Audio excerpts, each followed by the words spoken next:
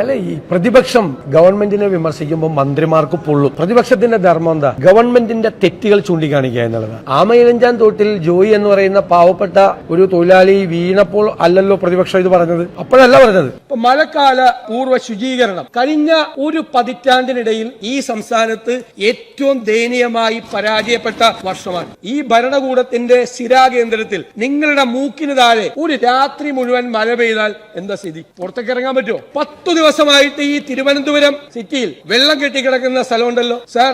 ഞാൻ ജില്ലാ കളക്ടറെ വിളിച്ചു, ADM-നെ വിളിച്ചു, കോർപ്പറേഷൻ സെക്രട്ടറിയെ വിളിച്ചു, ഒരാൾ തിരിഞ്ഞു നോക്കിയിട്ടില്ല, ഒരാൾ. ഇതെല്ലാം വളരെ ഗൗരവത്തോടുകൂടി നിയമസഭയിൽ ഉന്നയിച്ചാണ്. ഈ മന്ത്രിയെല്ലാം അന്ന് എന്താ ഉത്തരം പറഞ്ഞത്? ഇത്തവണ പെരുമാറ്റച്ചട്ടം നിലനിൽക്കുന്ന ഘട്ടത്തിലായിരുന്നു മഴക്കാല പൂർവ്വ ശുചീകരണം. ഇലക്ഷൻ കമ്മീഷൻ പറഞ്ഞു മന്ത്രിമാരും ജനപ്രതിനിധികളും ഇത്തരം യോഗങ്ങൾ വിളിക്കാൻ പാടില്ല.